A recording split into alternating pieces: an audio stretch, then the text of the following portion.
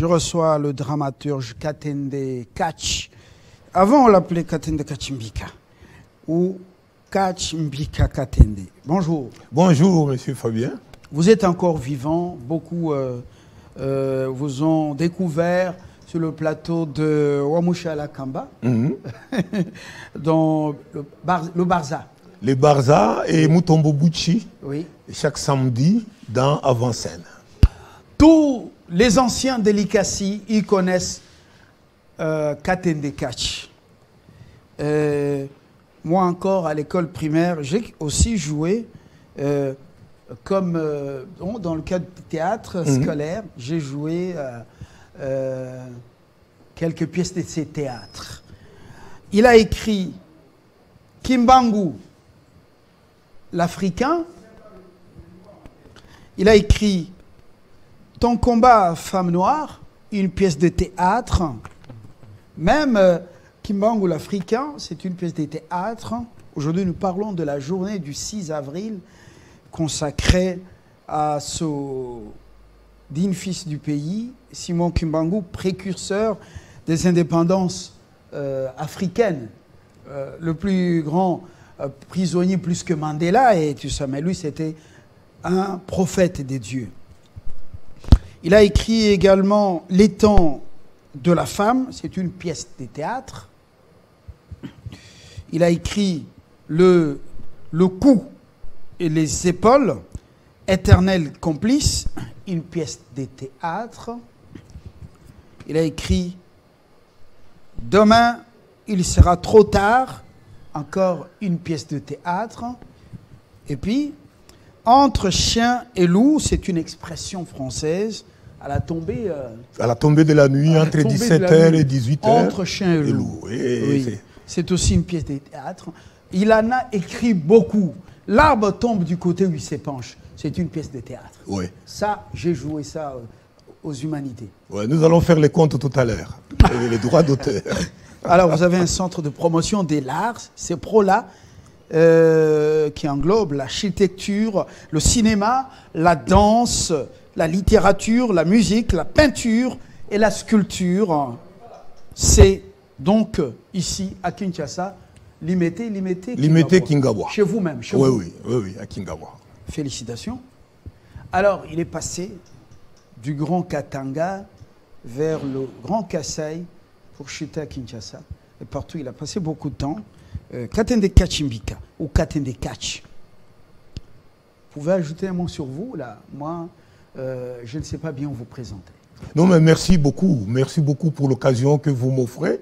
Et surtout quand vous citez l'Ikassi, ma ville natale. Oui. Et je sais que votre télévision arrose l'Ikassi et je salue tous les amis de Kakontoué, de Kikula, de Lucès, de Panda, de Chitourou. Partout où vous êtes, vous aimez Télé 50, vous aimez Lumbala. Eh bien, je suis là, je vous salue, je vous apporte un message de paix. Donc, j'ai eu la chance, puisque je suis né à l'Ikassi, qui est une ville industrielle, oui. Dans laquelle vous avez le cuivre et le cobalt. Donc, vous comprenez tout de suite que je ne pouvais que travailler dans l'industrie minière du Katanga pour que je puisse réaliser mon rêve. Tout à l'heure, je vous ai suivi votre rêve. Mon rêve était de travailler dans l'industrie minière parce que le jour de ma mort, le Seigneur va me demander, ah tiens, vous êtes là. Dans votre sang, il y a le cuivre et le cobalt. Qu'est-ce que vous avez fait pour que le cuivre et le cobalt soient produits en mon honneur? Alors vous comprenez que je vais commencer à lui dire non, ce sont les Chinois qui ont... nous demandera des comptes. Demandera des comptes. À propos des minéraux qu'il a placés. Non, à propos du sang. C'est-à-dire la composition du sang, oui. Pour moi, donne directement que je viens de mon terroir où il y a le cuivre qui est produit depuis le 5e siècle. Le cuivre est produit depuis le 5e siècle par notre père Lupadila. C'est Lupadila qui est venu, maintenant nous le savons, de l'université d'Alexandrie, en descendant les Grands Lacs, etc. Alexandrie en Égypte. En Égypte. Nous venons de l'Égypte, où à l'université d'Alexandrie, où il y avait déjà à cette époque-là. Je viens de lire aussi, où j'ai lu hier, la nuit, que le peuple Congo, l'aîné Congo ici, le peuple Luba, donc Lubaka, tout ce peuple, et beaucoup tant d'autres, même les Yaka, viennent de l'Égypte. Mais oui, mais tout le monde, nous venons de l'Égypte. C'est pourquoi j'ai la particularité, étant fils du Katanga. L'Égypte pharaonique, l'Égypte des pharaons noirs. Oui, les grands pharaons, la grande Égypte, qui a donné cours à Pythagore, à Thalès, etc. Tous ces grands-là ont été là quand nous avions la connaissance. Alors, c'est comme ça que, quand la connaissance a commencé à chuter, notre père Lupadila est venu enseigner. Lupadila, c'est lui le père de la métallurgie katangaise. Ce n'est pas Jules Cornet. Jules Cornet, M. Fabien, a été transporté à Antipoï pendant 45 jours, de Bunkea à Likasi, à Kambo, à Lubumbashi, Roachi jusqu'à Kipushi. Pendant 45 jours, il a été amené de site en site minier. Donc notre ancêtre, le métallurgiste, le tout premier, le maître venu de l'Égypte, c'est Lupadila. C'est lui qui a découvert et commencé à exploiter le cuivre. Oui, qui nous a montré comment on mange le cuivre pour être fort. Et quand il est arrivé, il est venu avec les acteurs de théâtre pour les cérémoniales. Parce qu'il y a c'est lui qu'on appelait mangeur du cuivre. Non, c'est-à-dire, dans la chanson qu'il nous a laissée, oui, il nous montre comment on mange le cuivre. Comment on produit le cuivre. C'est-à-dire, quand vous produisez le cuivre, vous allez les vendre à travers le monde et vous aurez de l'argent pour bien vivre. C'est pourquoi on parle de mangeurs de cuivre.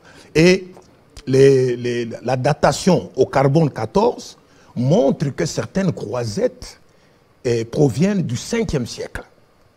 Alors vous vous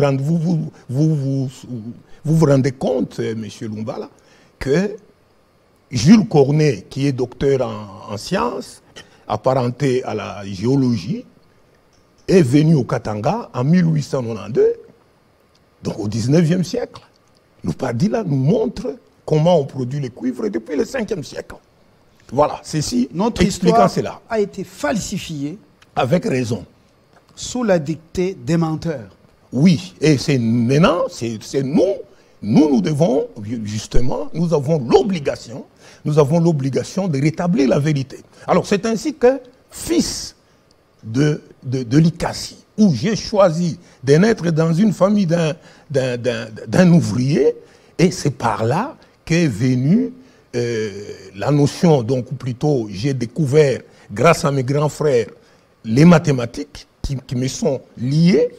Et c'est comme ça que, de fil en aiguille, je suis arrivé à la Société africaine d'explosifs, parce que l'explosif est basé sur la compréhension des mathématiques. Donc sans mathématiques, je ne pouvais pas entrer à Afridex. Mais entre-temps, mon maître Moukadi André, qui vient de mourir en février à 91 ans, donc quand vous dites 130 ans, vous n'avez pas tort, et mon maître Moukadi m'a choisi en 3e année primaire, le 5 juillet 1959, je suis monté pour la première fois sur la scène, il y a donc 64 ans, et j'y suis resté.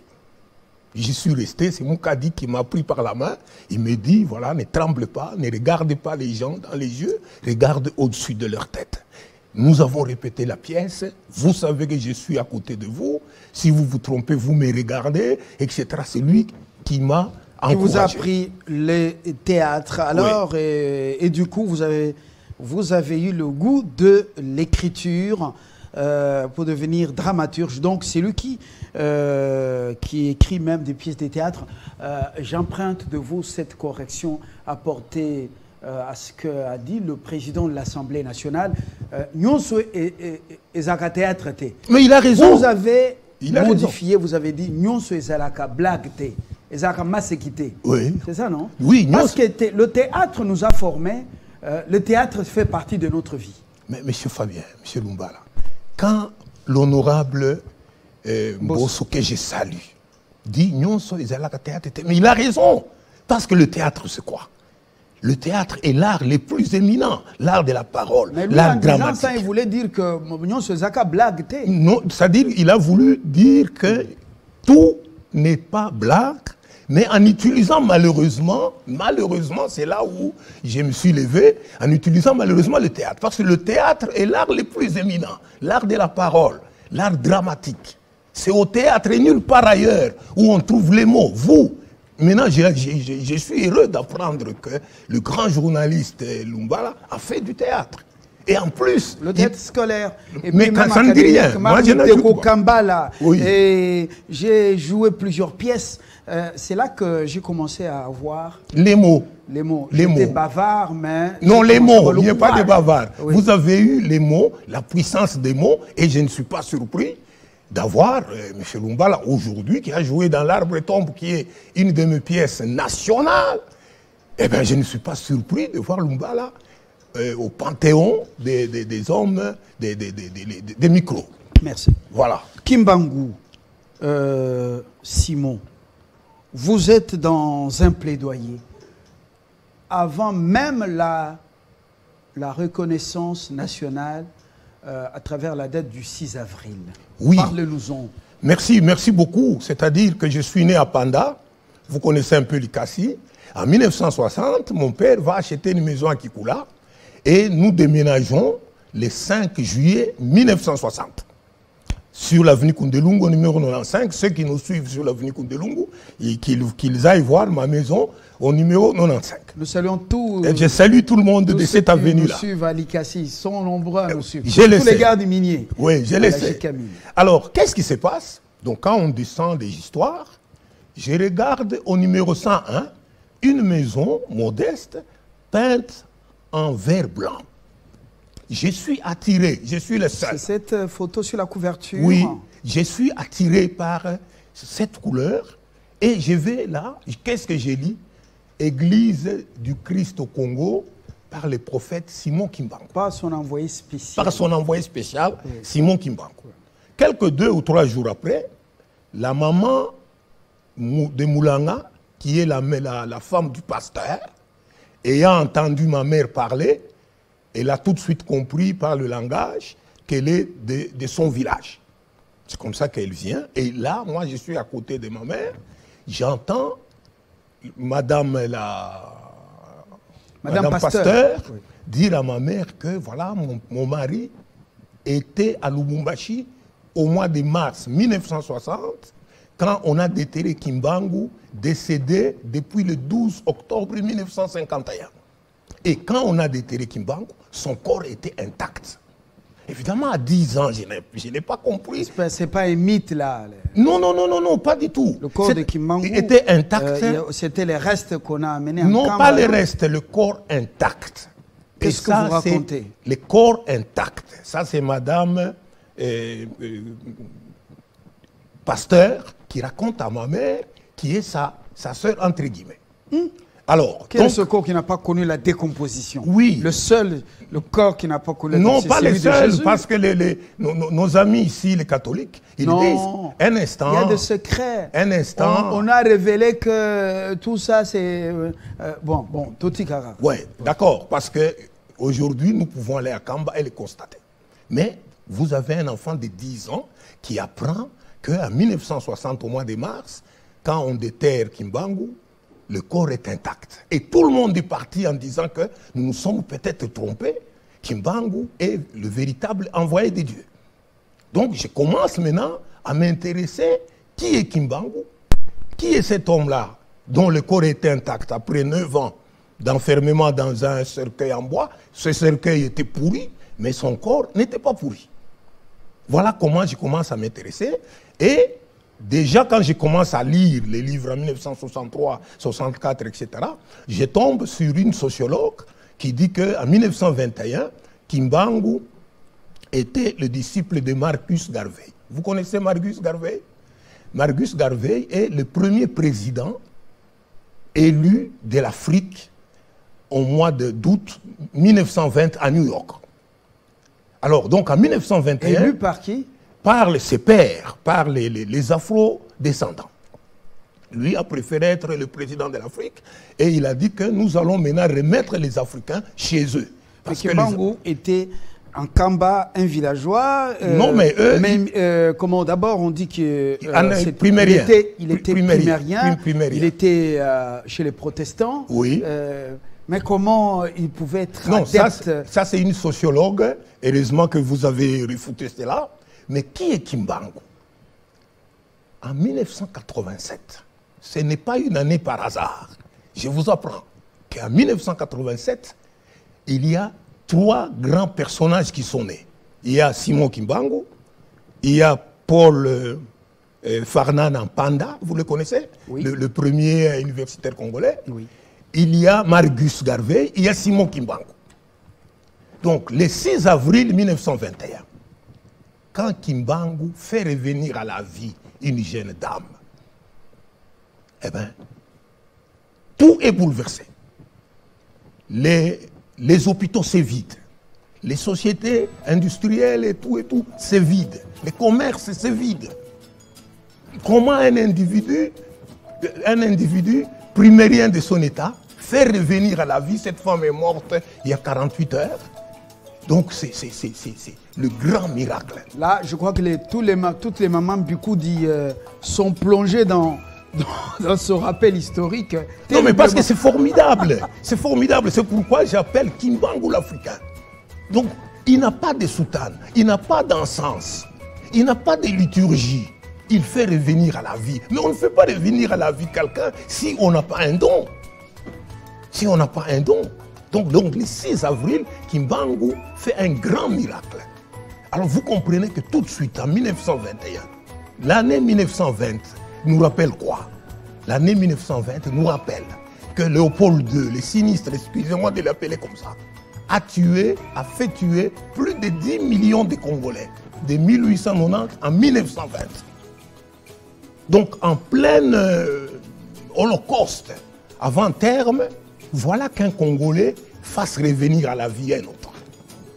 Et vous comprenez tout de suite pourquoi ils sont fâchés, pourquoi on l'a arrêté, pourquoi on l'a emprisonné à vie. D'abord, il était condamné à mort. Par après, quand les voix se sont levées, on l'a envoyé à Lubumbashi pour être condamné à vie. Donc, il a fait, vous l'avez dit, 30 ans. Il n'y avait aucune ONG des droits de l'homme et des Burundi pour le défendre. Personne, même les enfants, même ses propres enfants, âgés de 12, 10, 8 ans, étaient arrêtés à la prison de Bazangougou de Tisville.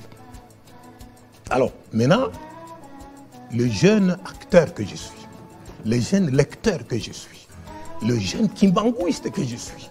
Parce que, et vous avez adhéré au kimbanguisme? Non, mais j'ai adhéré à Kimbangu. Oui. J'ai fait ça exprès pour vous déranger. Voilà. J'ai adhéré à Kimbangu, l'Africain. Et quand Kimbangu meurt, le 12 octobre 1951, il n'était pas malade. Donc tout de suite, on le prend, on l'emmène à la salle d'eau. Ça, c'est vérifiable. J'ai des rapports des prêtres catholiques de Lubumbashi. Donc, on fait l'autopsie. Quand on ouvre le ventre, tenez-vous bien, tous les organes disparus. Tous les organes? Les organes ici disparus. Disparus? Disparus. C'est comme ça que quand les Blancs sortent de la salle d'op, ils disent que nous nous sommes peut-être trompés. Nous nous sommes peut-être trompés. Ce monsieur, c'est un envoyé de Dieu. Alors, c'est comme ça que je place ma pièce de théâtre le 12. L'autopsie, les entrailles ne sont plus là. Ne sont plus là et on comprend. C'est-à-dire que... Est-ce que ce n'est pas Dieu lui-même qui avait embaumé là Non, mais c'est évidemment, je comprends, par votre métier, vous devez palper pour voir. Qu'est-ce qui se passe quand vous avez un noyau au-dessus de la normale? Un homme ordinaire, il meurt, son esprit, son noyau part 48 heures après. Mais quelqu'un de spécial, quand il meurt, son noyau quitte son corps, embrase le corps. Donc la datation au carbone 14 est reflouée à des milliers d'années. C'est ce qui est arrivé avec Jésus quand vous avez les suaires de Turin Qui a dessiné sur les suaires de Turin? Mais c'est quand le noyau divin de Jésus a quitté son corps. C'est une énergie extraordinaire qui dépasse l'énergie de la bombe atomique qui a fait ça. Alors donc, moi, personne ne me l'a dit. Donc moi-même, je crois que Kimbangu est véritablement un envoyé de Dieu. Parce que son corps, quand son noyau est sorti du corps, il a embrasé tout. Il a embrasé tout. Alors c'est comme ça que je fixe ma pièce de théâtre finalement, le 12 octobre 1951. Qu'est-ce qui se passe? Il y a... en 1921, quand Kimbangu a fait ça, on a envoyé des gens pour l'arrêter. Il est entré en clandestinité pour continuer à enseigner. Quelques mois plus tard, il va dire au pasteur de son église qu'il va aller se rendre. Alors moi j'invente. Quand il quitte l'église, il rencontre une femme blanche avec un enfant de quelques mois, gravement malade. Là, vous avez inventé. J'ai inventé. Il prend... Pour quelle raison? Pour la raison d'une pièce de théâtre. Je vous ai dit ici que le théâtre a l'avantage d'être le seul lieu où il y a des mots puissants et dont l'action poursuit les téléspectateurs au-delà de la représentation théâtrale. Donc, quand Kimbangu croise la dame avec son enfant malade, il chante, il prie et l'enfant est guéri. C'est comme ça que cette femme est rentrée en Belgique en 1921 et il a enseigné la chanson et toute la doctrine à son enfant, qui est devenu, vous le savez, membre de la société savante de Jeff Van Bilsen. Donc en 1951... Là, nous sommes toujours dans le théâtre. Non, nous sommes dans l'histoire, je mélange. Oui. Donc lui, il est au théâtre. Il y a un enfant Mundele qui est allé là-bas. Qui est resté kimbanguiste, oui, qui est avocat, comme Willy Wenga. Et il rentre maintenant, il rentre au début du mois d'octobre 1951 pour obliger la colonie à revoir... la sanction. À revoir la sanction. Oui, la sentence. Et quand il est allé voir Kimbangu, Kimbangu l'a reconnu tout de suite, malgré qu'il avait vu qu'il n'y en avait que deux mois. Il était vraiment étonné. Il lui dit, c'est trop tard. C'est trop tard. 30 ans après, je ne rentrerai plus à la prison. Et historiquement parlant, M. Lumbala, le commissaire de Lubumbashi a fait cerner la prison dont vous voyez une façade sur la pièce. Oui. Il a fait cerner la prison le 4 octobre 1951, croyant que Kimbangu allait fuir. Or, quand Kimbangu dit qu'il ne va plus rentrer à la prison, effectivement, quelques jours après, il tombe malade.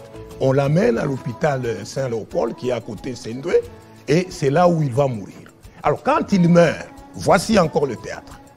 Le gars là prend le corps de Kimbangu, va le cacher dans un couvent de religieuses où il y a une Congolaise, religieuse congolaise, une ancienne enfant d'un déporté Kimbangu. Eh bien, c'est branle-bas le combat. Le premier bourgmestre donne des instructions que ce corps doit être retrouvé. Parce que le 13 au matin, on doit enterrer Kimbangu, sinon ça va être terrible. Tout le monde va croire qu'il est ressuscité. Alors on a cherché avec des chiens policiers, etc. On a trouvé ce monsieur-là. Alors il a commencé à expliquer que lui va aller à Kamba avec ce corps pour l'enterrer. Kimbangu va lui dire non, remettez le corps. Avant 10 ans, eux-mêmes vont me transporter. Kimbangu, déjà mort, il va lui dire... Mais ça. Comment donc? Est-ce que comme on vous a dit, M. Lumbala, que quand vous mourrez, ça c'est fini? Mais la vie continue. Kimbangu lui dit que remettez mon corps.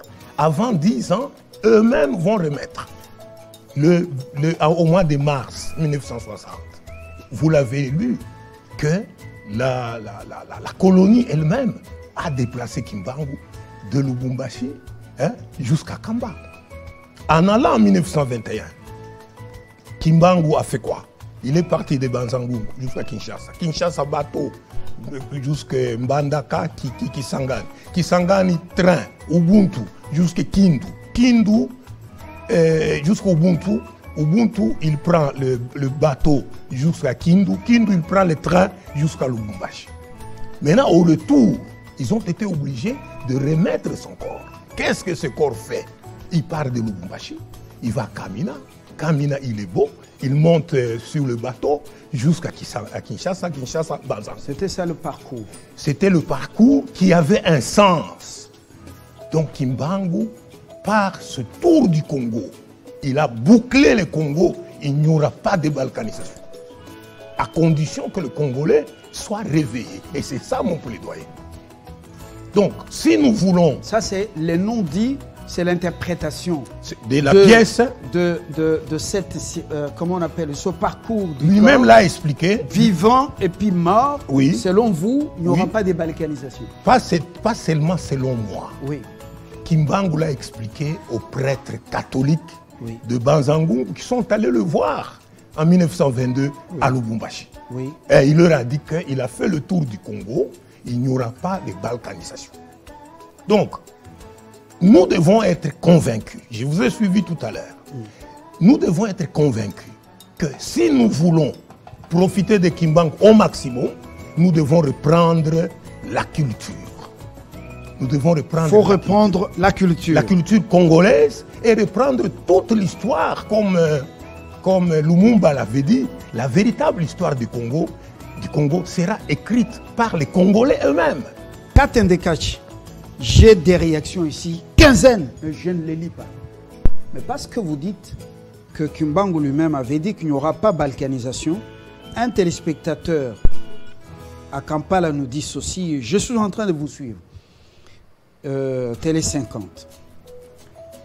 Mais présentement, je dois vous dire qu'il y a des officiers rwandais, des hauts gradés, y compris James Kabarebe déjà à Brazzaville, par le moyen de Rwandair. Et c'est pour cela que vous voyez le renforcement des troupes armées au niveau de l'Ouest et ils sont des mèches avec certains Congolais. James Kabarebe était à Bangui il y a une semaine. Donc, ils ont installé leurs équipements au Congo-Brazzaville et ils veulent seulement qu'il y ait chez nous les Matanga. C'est un Congolais qui est là. Soyez vigilants. Kimbangu a parlé, mais les Congolais doivent se réveiller. Voilà, les Congolais doivent se réveiller comment? C'est là où j'aime votre invitation. Les Congolais doivent se réveiller comment? Ça ne sert à rien de dire que les Rwandais sont ici, les Rwandais sont là, et comment? Non, notre peuple a été déconstruit depuis 100 ans. Bon, le temps, vous suivez, le réalisateur me fait signe. Malheureusement. Nous allons continuer, mais je ne dis pas quel jour. C'est intéressant, j'ai autant de réactions ici. Alors je vais vous garder cette semaine, on va y revenir, c'est très important.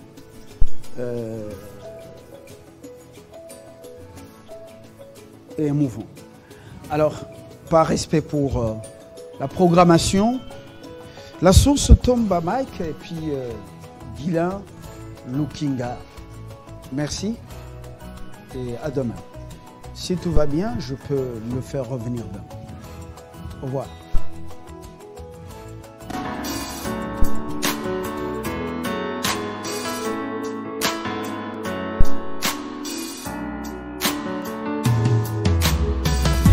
Aujourd'hui c'est ton jour, happy birthday. Tout le monde à la maison, happy birthday. Avec moi nous fêtons, happy birthday. C'est maintenant ton moment, happy birthday. Aujourd'hui c'est ton jour, happy birthday. Tout le monde à la maison, happy birthday. Woo woo woo woo, happy birthday. Woo woo woo woo, happy birthday. Personne ne peut oublier, c'est pas juste pour les billets. Aujourd'hui c'est ton jour, c'est ton meilleur jour pour briller. Il faut chanter, faut crier, il faut danser, faut prier. Aujourd'hui c'est ton jour, des messages d'amour par milliers.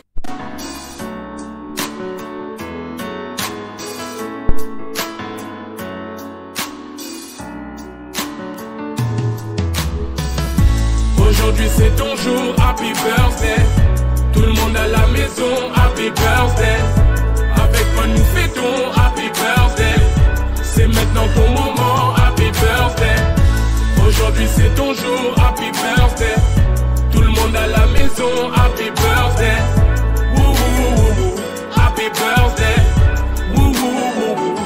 happy birthday. Personne ne peut oublier, c'est pas juste pour les billets. Aujourd'hui c'est ton jour, c'est ton meilleur jour pour briller. Il faut chanter, faut crier, il faut danser, faut prier. Aujourd'hui c'est ton jour, des messages d'amour par milliers.